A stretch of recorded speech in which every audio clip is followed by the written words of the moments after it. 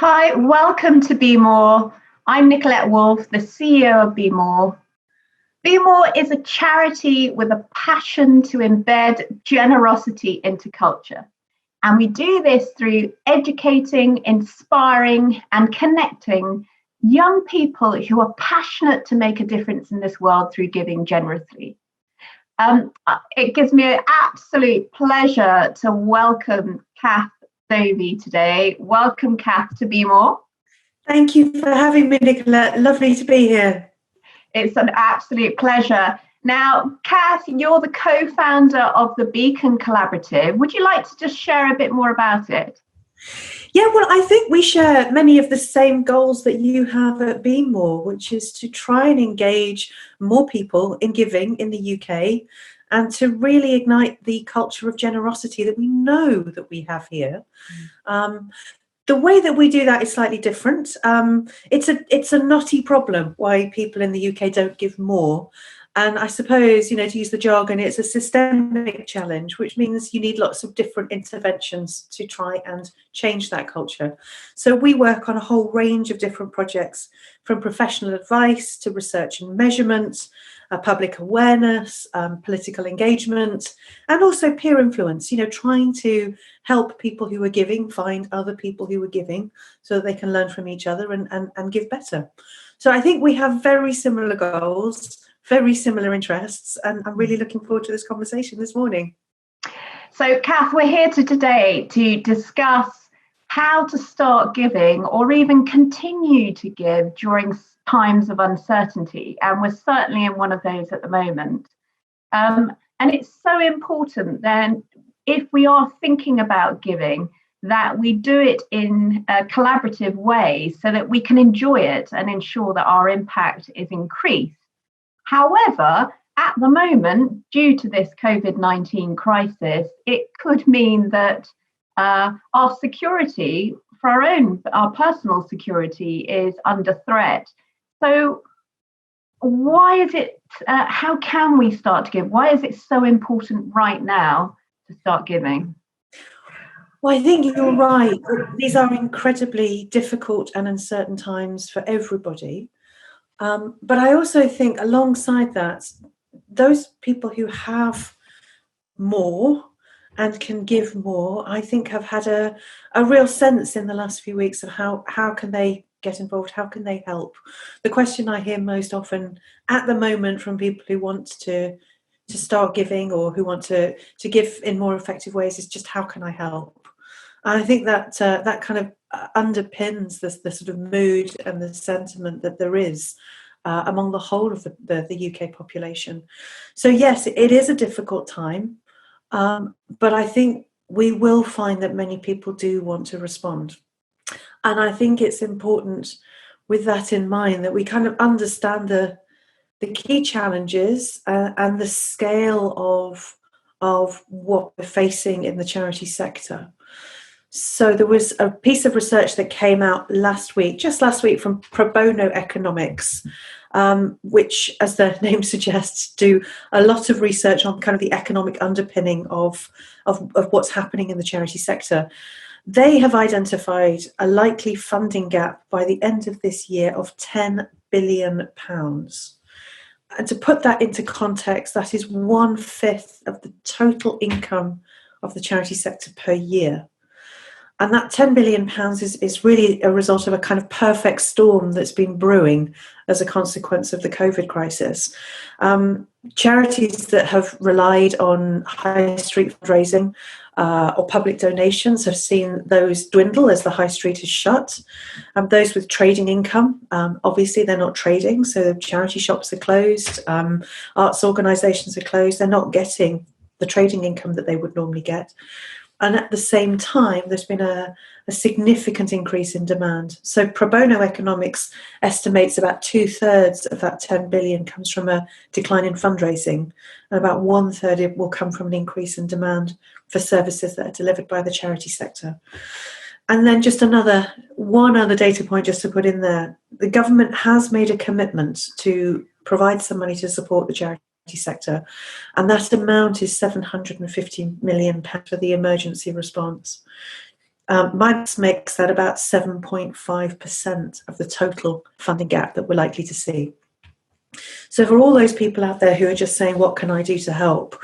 There is a really, really urgent need for us to continue giving and to consider potentially increasing those gifts over the coming months. Wow, that's quite a lot of shocking statistics there. And it's something that we really need to hear. So if I'm putting myself in the shoes of one of our BeMORE community who wants to make a difference, how do they start? What are the good pathways in which they can tread to start their philanthropic journey? I think that's a really good question, because one of the challenges of this being such uncertain times is that it can feel very overwhelming. You only have to turn on the radio or the TV or go onto social media just to see the breadth and depth of challenge that's out there and the issues that have been brought forward by this crisis. And I think one response when people feel overwhelmed is to delay. And I think, it's to try and overcome that sense of uncertainty ourselves and to think about the strategies that will work best for us. So my first piece of advice was continue giving as you always have. If you have favourite charities, continue giving to them. They need money now more than ever. There are also a number of appeals out there that are specifically COVID related. So the major fundraising platforms will help guide you to specific appeals. So number one, don't stop giving. Find your favourite charity and make sure you give it a gift. But that's obviously going to deal with the here and now, and this crisis is going to go on for a long time. And I think also, those of us who start on the journey of giving start to realise that we want our gifts to make a real difference. And I think that's where strategy comes in. That's where you need the head as well as the heart.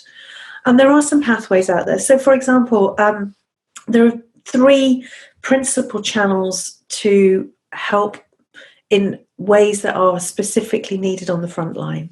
So in London, there's been set up the London Community Response Fund, which is identifying where the key needs are in the in London, screening all those charities that are coming forward and saying we need money, and trying to work out where the money's needed. And they're trying to connect directly donors, but also have a general response fund so that they can support where that need is most acute. There's a second organisation called the National Emergencies Trust that's been set up to do exactly the same across the UK.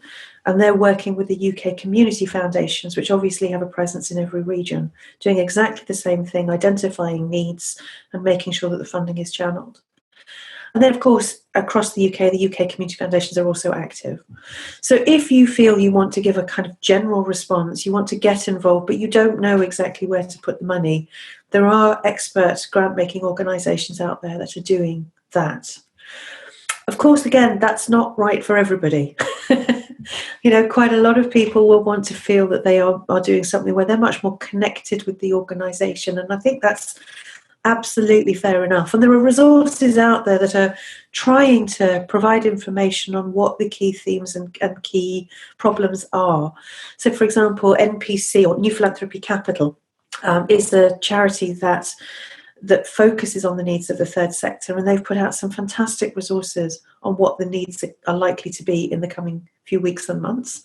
And I think that will help people to identify, whether this is they feel that the biggest need is around children and young people. What can they do in that area?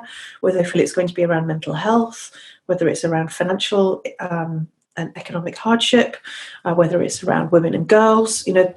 They have resources that will help people to understand, where the challenges lie. And then, if people have got more of an inclination to get involved, we're saying, find a charity, adopt a charity.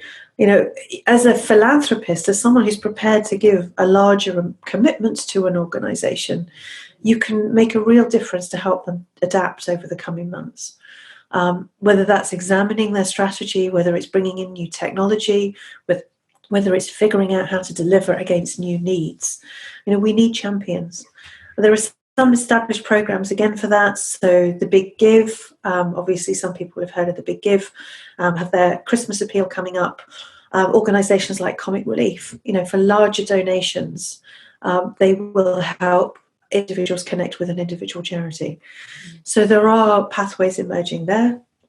And then, for those who've got substantial amounts of money to commit to philanthropy, I think, we need to think about co-funding.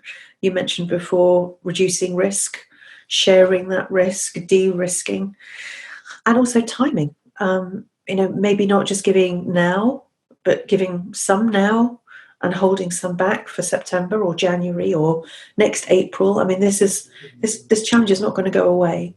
So thinking carefully about how to deploy that money over a period of time.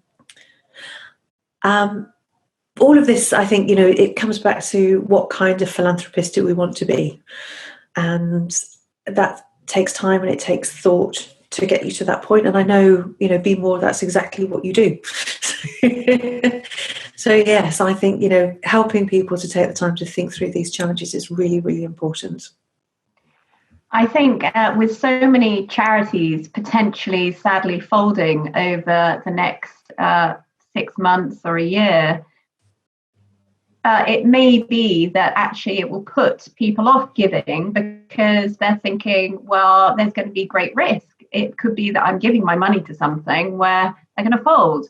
So how do you choose what charity to give to and what not to? What are the things you need to look for? What are the risks? I think absolutely critical question that people need to be asking themselves. And again, just to provide some context, the Charities Aid Foundation is estimating around half of charities are going to be in serious trouble by the end of this year. They also say around half of charities have already asked for emergency funding. And another resource, the Directory of Social Change, is estimating as many as 70% could fail. I mean, again, the scale of the challenge in front of us is really quite monumental.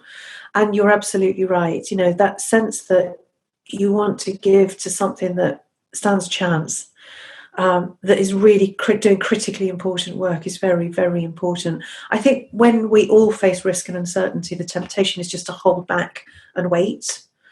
I think in this situation, if we do that, more of those organisations are likely to fail than we can prevent a crisis in some ways.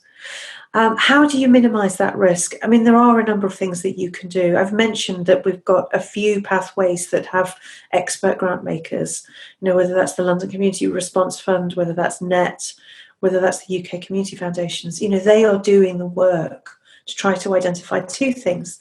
What charities can't we afford to see disappear from the landscape? It's a terrible, terrible choice to have to make. But when resources are going to be limited, which organisations do we really need out there? We can't, offer basic social care across the whole fabric of society without them. So that's one way of thinking about the challenge. It's not an easy way at all. As I say, I think you can also consider adopting a charity so that you get very close to it. You understand how it's tackling the challenges now before you make the donation, and you make the commitment to work alongside them to try and do everything that you can to help them survive. And I think the other area you can consider is co-funding, working alongside others who have experience in a particular area. We have a few co-funding opportunities in the UK, perhaps not as many as you find elsewhere, particularly the US, but where there are aligned funders, and you can come together and work with them, again, that helps to mitigate some of the risks that are out there. But there is no doubt this is a very, very challenging time to be giving. Brilliant, thanks, Kath. So another question for you. As givers, we have to choose to try and maximise our impact to ensure that our money goes as far as possible. Again, what is your advice at the moment around how to do that? There's a really interesting body of work being done around what effective grant making looks like at the moment. And one of the pieces of advice there is this may not be the moment to be trying to hold organisations down to specific facts and figures and what their impact has been. It's not to say it's not important, but perhaps, we need to allow organisations to be more qualitative, allow them to talk about the impact that they're having on the front line rather than necessarily documenting it. We still need to know that our money is being used wisely, but channeling their resources into the challenges ahead of them is probably a better use. And of course, in uncertain times, it's virtually impossible to predict what the future is going to be. That's the case for any of us, and it's the case for charitable organisations as well. So holding them to account on numerics that may not be particularly relevant is probably not a good use of their time or mental energy. So I think we also have to be willing as donors just to say, you know what, you're the experts, you understand the need, you go out there, you do what you need to do, tell us about it, but we really are going to trust you to do the work that you need to do. So many donors shy away from giving to operational costs or trusting the charity with something that we call an unrestricted gift, which means that we just give them the money and say, we trust you and your leadership to know where to put that money, as opposed to a restricted gift where we actually say, no, we know that if we put this money here in this project within your charity, then there'll be a tipping point of impact. So what are you saying? Any comments around that at the moment?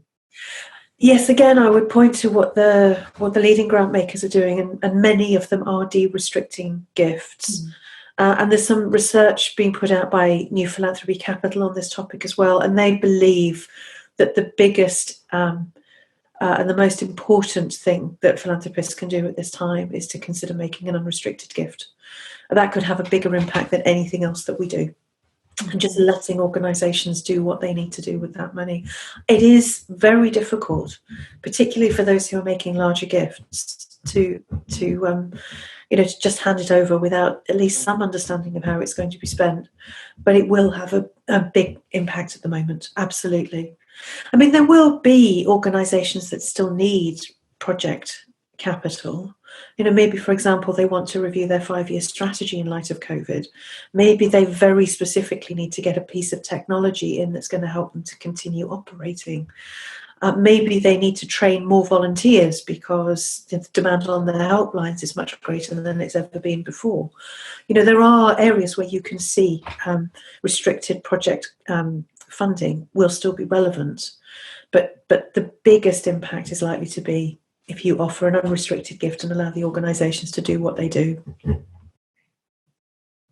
So, Kath, you are the go-to person for philanthropy and what's going on within the UK, and you're a massive driving force for that. So I'm going to kind of put you on the spot because I know that you're so knowledgeable. As a giver, we can choose to give to create immediate impact. So we're responding to need quite immediately, such as food banks, giving to food banks. Or it could be that we're wanting to give to create lasting impact. So maybe put our money more into campaigning for a change in some way. I'd love to hear your point of view on what is your vision of the future of philanthropic giving, particularly within the slant of the fact that actually things are going to be changing within the charity climate. It is an incredibly difficult time to try to make predictions, so please don't hold me to any of this, but I think there are a few things that we can see already. So, for example, most people are mapping out this crisis in 3 phases. So there is an immediate emergency phase that we're still in. With 50% of charities looking for emergency funding, there's no doubt we're still in an emergency phase from their perspective. But I think many philanthropists are starting to think about the next phase, which we're hoping will be a stabilisation phase, and then a rebuild phase. And from a long-term strategic planning point of view, what you really want to do is look to that third phase and say, what is the future vision that we want to have for our philanthropic sector in the UK? What does good look like, and how do we map our way to that? Some people are using the phrase build back better, which I've heard in many contexts in recent weeks. But I think that really encapsulates the idea that if we can imagine the future that we want in 2 years' time, it will help us to plan how we get there. And I think, there are a few emerging trends that I'm really excited to see. If one can be excited in a crisis, and, these are the sorts of things that I think we have got to pin our hopes on.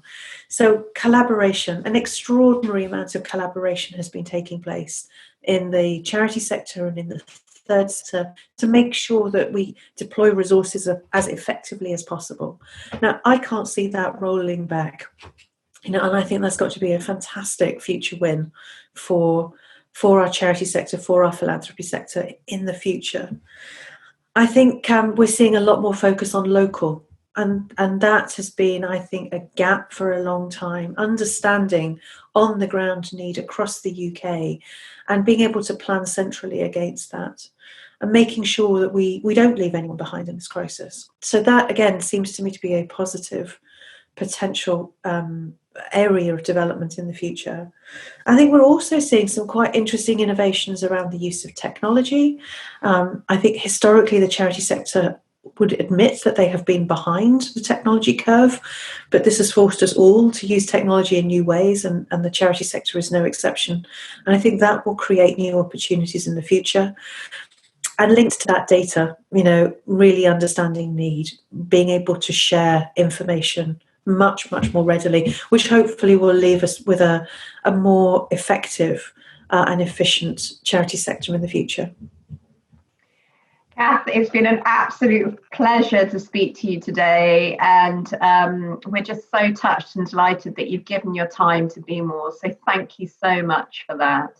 You're doing fantastic work. Thank you for having me. Yeah, well, if anybody wants to find out more about the Beacon Collaborative or wants to find out more about BeMORE, then do please get in touch. Our email address is hello@bemore.co.uk. And if you want to try BeMORE yourself, do email to let us know that. You can check out our website to bemore.co.uk.